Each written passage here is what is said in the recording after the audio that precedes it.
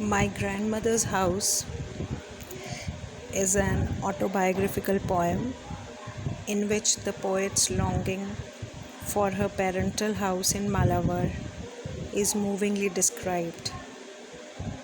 She is reminded of her ancestral house where she had received immense love and affection from her grandmother.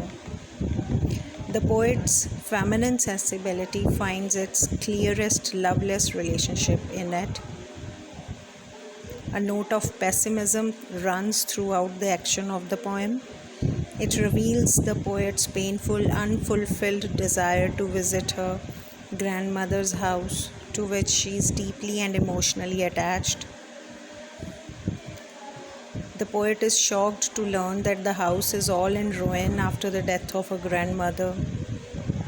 She suffers in silence due to the wear and tear it has undergone in her absence.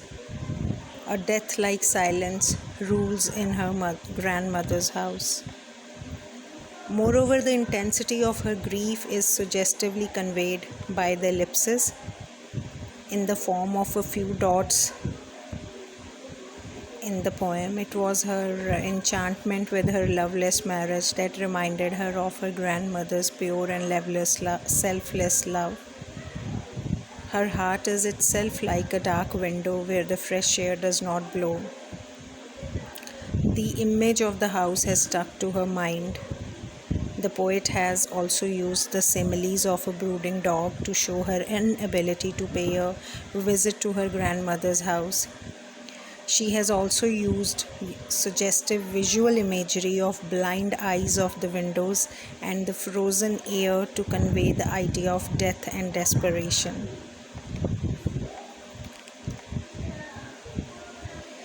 In lines 1 to 5, I quote first from the poem. There is a house now far away where once to read and my blood turned cold like the moon.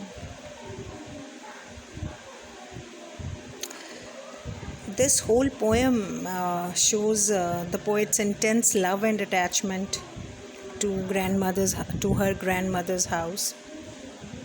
She suffers from an acute sense of alienation after having left this place after her marriage.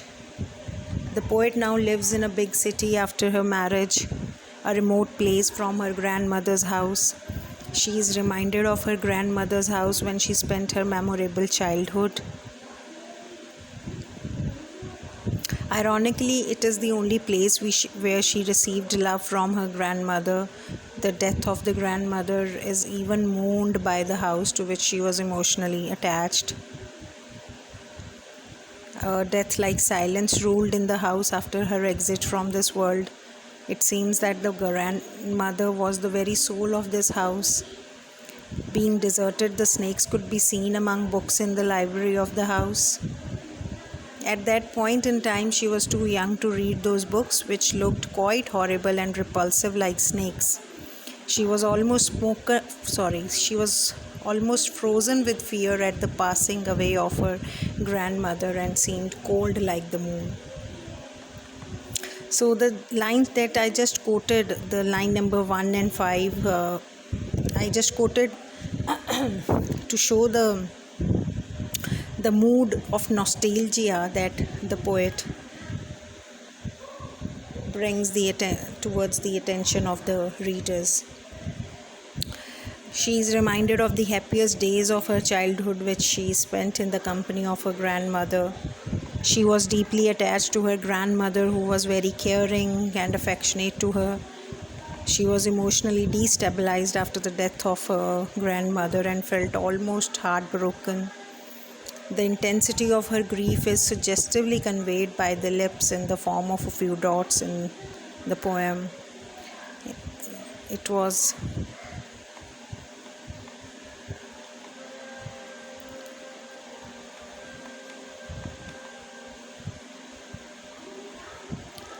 as a shock with her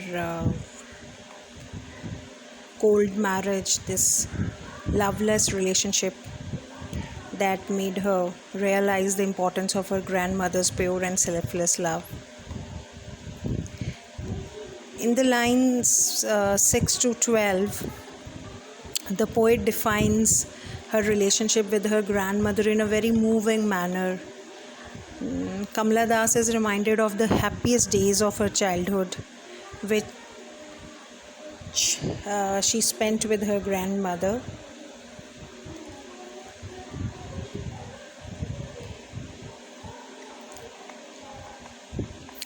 And the way the poet often longs to visit her grandmother's house because of her emotional attachment.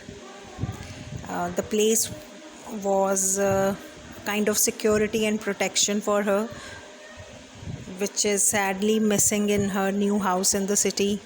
She would like to peep through the dust-ridden or colored panes of windows that were shut after the death of the grandmother. She would like to listen and feel the still atmosphere prevailing in the house. It is this desire, this longing to revisit her grandmother's house that adds to her sense of frustration and hopelessness. The darkness of her grandmother's house can have no terrifying impact on her. She would like to gather some darkness, some memories of the grandmother's house and bring them to her present city residence. The very memories of her grandmother's house will have a soothing impact on her loveless and hopeless married life. The poet is in a mood of reminiscence and recreates the plight of the grandmother's house after her departure from the scene of life. She gives us the very feel of the house in its state of neglect and desertion. The poet has used the simile of a brooding dog to show her inability to pay a visit to her grandmother's house. She has employed suggestive visual imagery of blind eyes of the windows and the frozen air to convey the idea of death and desperation. Then the lines from 12 to 16. They convey how her frustration and disenchantment in the marital life forced her to go into for an extramarital relationship.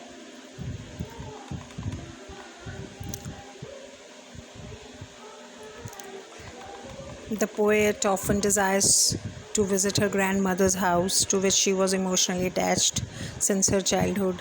Unlike her miserable city life with her husband, it had been a place of security and genuine love for her.